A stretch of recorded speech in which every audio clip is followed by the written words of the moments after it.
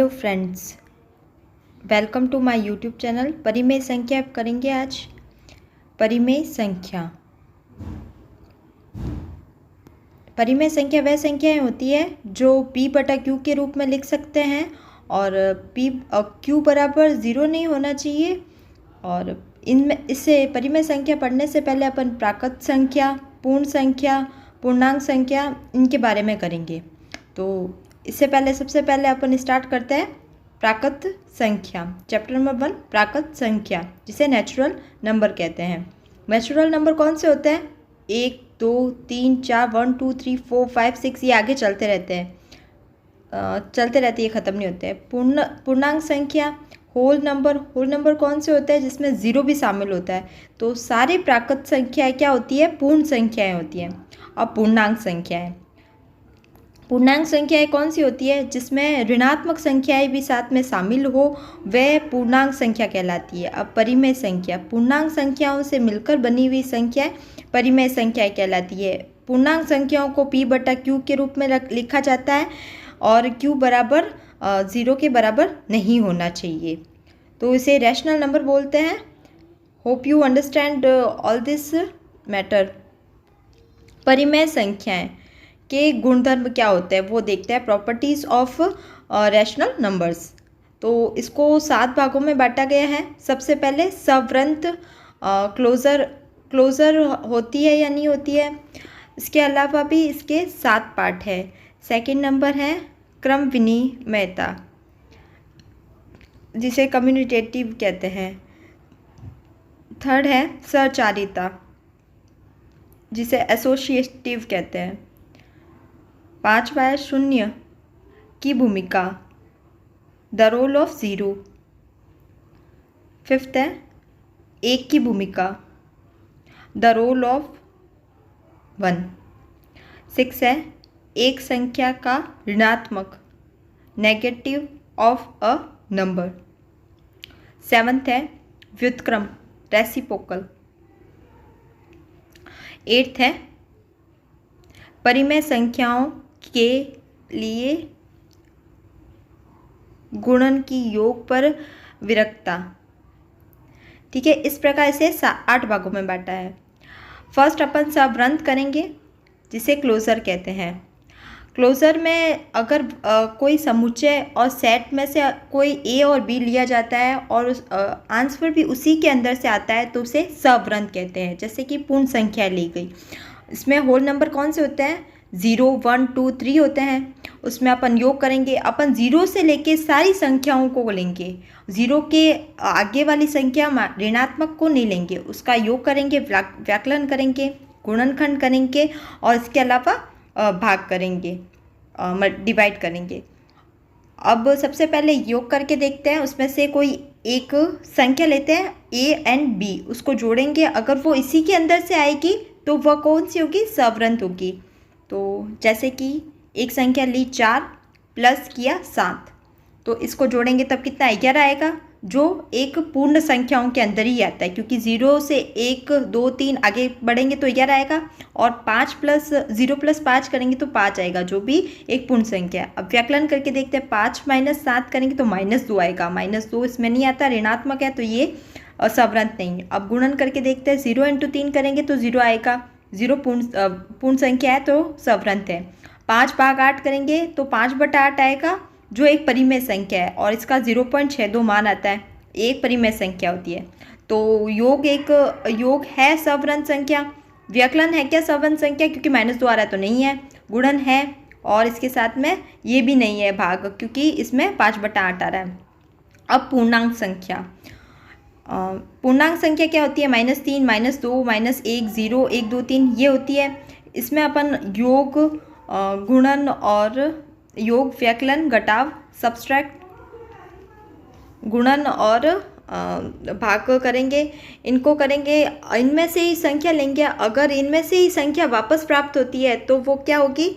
सवृंत होगी। और अगर ये इस सेट में से प्राप्त नहीं होती, -3, -2, -1, 0 में से प्राप्त नहीं होती है, तो वह एक सवृंत संख्या नहीं होगी। तो सबसे पहले योग करते हैं। माइनस करते हैं पहले घटाव। -6 और -8 करेंगे तो -14 आएगा, क्योंकि माइनस माइनस प्लस हो जाता है, जो एक परिमेय संख्या है। अब नहीं, परिमेय संख्या नहीं, एक सवृंत संख्या है। और -6 प्लस -5 करेंगे तो -1 आएगा, जो एक सवृंत संख्या है। और इंटू करेंगे, 5 इंटू 8 करेंगे तो 40 आएगा, जो भी एक सवृंत संख्या है। और भाग में देखो 5/8 आ रहा है, जो एक परिमेय संख्या नहीं है। तो योग एक परिमेय सवृंत संख्या है, व्याकलन एक सवृंत संख्या है, और गुणन एक सवृंत संख्या है, और भाग एक सवृंत संख्या नहीं है। अब परिमेय संख्या में सवृंत है या नहीं है ये ज्ञात करेंगे। अब पूर्णांक संख्या होती है, पूर्णांक संख्याओं में से जो ये पूर्णांकों का समुच्चय है, 0 से इस तरफ नेगेटिव और इस तरफ पॉजिटिव, इन दोनों से मिलकर बना जो सेट होता है, उसमें से इसी के किसी अंक को लेकर, किसी भी a प्लस बी को लेकर जब इनको इनके बीच में संक्रिया की जाती है, प्लस की, माइनस की, जोड़, घटाव, गुणा और बाकी जब संक्रियाएं की जाती है, करके देखा जाता है, तब अगर उसी के अंदर का अगर कोई मतलब आता है, संख्या आती है, a या b आता है, तो उसे क्या बोलते हैं, उसे सवृंत कहते हैं। मतलब वही घूम के आ रहा है तो उसे सवृंत कहते हैं। लेकिन अगर उसके अलावा कोई संख्या आती है तो उसे असवृंत कहते हैं। तो अब देखिए, जैसे परिमेय संख्या लेंगे, जैसे ये ली 3/8 प्लस -5/7, तो इसमें पहले सबसे पहले एडिशन करके देखेंगे। जब एडिशन करेंगे तो 21 प्लस, यहाँ पे तो इन दोनों का लसप क्या आएगा, 56 आ जाएगा। फिर इसको इससे इंटू करेंगे तो 3 7 21 और 8 5 40। तो इसके ब्रैकेट में ऐसे लिख दूँ, 3 7 21 और 8 5 40, और इन दोनों के बीच में प्लस का साइन है, और इन दोनों के मैं यहाँ पे क्या किया, लसप पर लिया, 8 7 56। ठीक है, तो ये 56 कैसे आया, बराबर इसको जब किया, सॉल्व किया आगे, माइनस प्लस, और इसको जब बाहर लेके आएंगे तब ये माइनस का हो जाएगा, माइनस प्लस माइनस हो जाएगा। तो 40 में से 21 घटाएंगे तो 19 आएगा, और 56 का 56। तो ये कैसी एक संख्या है, परिमेय संख्या है, रैशनल नंबर है। तो ये सवृंत हुआ, तो हाँ ये सवृंत हो गया, क्योंकि इसमें जब ये जोड़ा और घटाया तब वही संख्या आई, मतलब परिमेय संख्या ही आई। इसी प्रकार एक और एग्जाम्पल है, ये 2 एग्जाम्पल है, एक और एग्जाम्पल है, उसमें भी ऐसे परिमेय संख्या ली गई है। यहाँ पे 5 की जगह 4 है और नीचे 5 है, और यहाँ पे -3/8 है। ये एक परिमेय संख्याओं का युग्म है। जब इनमें जोड़ घटाव की जाती है तो वापस एक परिमेय संख्या आती है, तो यह एक सवृंत संख्या है। अतः परिमेय संख्याओं में योग के अंतर्गत सवृंत होती है, मतलब ये योग करने पर इसमें सवृंत संख्या प्राप्त होती है। ठीक है, सवृंत का मतलब वही है कि जब इसमें जोड़ और घटाव किया जाता है इस समुच्चय के अंदर, तो वही संख्या प्राप्त होती है, उसी की संख्या प्राप्त होती है। अब देखो सब्सट्रैक्ट करके देखते हैं, इसमें घटाव करके देखते हैं। जब दो परिमेय संख्याओं को घटाया जाता है तो वापस एक परिमेय संख्या ही प्राप्त हुई। इनको भी इसी तरह 7 या 21 कर दिया, और इसको इससे इंटू किया तो 5 3 15, और इसको इससे 7 दूनी 14, 15 और 14, माइनस माइनस माइनस प्लस हो गए तो -29 का आ गया। ठीक है, और नीचे 21 आ गया, इसका लसप लिया तो परिमेय संख्याओं में व्याकलन के अंतर्गत सवृंत है, तो ये भी क्या है, एक सवृंत है।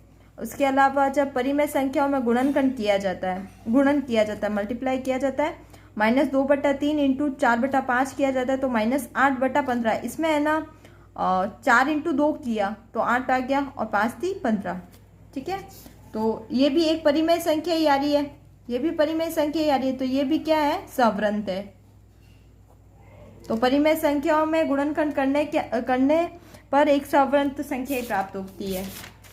नेक्स्ट, डिवाइड करने पर क्या होता है, देखो -5/3 एक परिमेय संख्या है, भाग 2/5 करेंगे तो ये पलट जाएगी, 5 ऊपर आ जाएगा और 2 नीचे आ जाएगा। ठीक है, तो इसको जब इंटू करेंगे तो 25/6 आएगा, -25/6, जो भी एक परिमेय संख्या है।